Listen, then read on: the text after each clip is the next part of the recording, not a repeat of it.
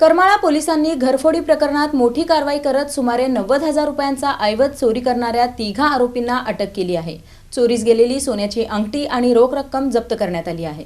करमाळ्यात घरफोडी करून सुमारे 90,000 रुपयांचा ऐवज चोरणाऱ्या तिघा आरोपींना अटक करत करमाळा पोलिसांनी गुन्ह्याची उकल केली आहे। सुनील रंगनाथ गोरे राहणार सिद्धार्थनगर करमाळा यांच्या घरात 1 एप्रिल रोजी चोरी झाली होती। अज्ञात आरोपींनी घराचा मागील दरवाजा फोडून सुमारे 75,000 रुपये किमतीची सोन्याची अंगठी आणि 15,000 रुपये रोख रक्कम असा ऐवज चोरून नेला होता। या प्रकरणी करमाळा पोलीस ठाण्यात गुन्हा दाखल करण्यात आला होता। पोलीस निरीक्षक रणजित माने यांच्या मार्गदर्शनाखाली गुन्हे प्रकटीकरण पथकाने तपास करत तांत्रिक विश्लेषण, सीसीटीव्ही फुटेज आणि गोपनीय माहितीच्या आधारे आरोपींचा शोध लावला। करण ज्ञानदेव भोसले वय 32, ओंकार उर्फ दाद्या पप्पू राजपूत वय 20 आणि एका अल्पवयीन मुलाला ताब्यात घेण्यात आले। आरोपींनी गुन्ह्याची कबुली दिल्यानंतर त्यांच्याकडून चोरीस गेलेली सोन्याची अंगठी आणि रोख रक्कम जप्त करण्यात आली आहे। ही कारवाई पोलीस अधीक्षक अतुल कुलकर्णी, अप्पर पोलीस अधीक्षक प्रीतम यावलकर, उपविभागीय पोलीस अधिकारी अंजना कृष्णा VS, पोलीस निरीक्षक रणजित माने यांच्या मार्गदर्शनाखाली police head constable Ajit Ubale, police Naik Manish Pawar, police Naik Vaibhav Thengal, police constable Raviraj Gatkul,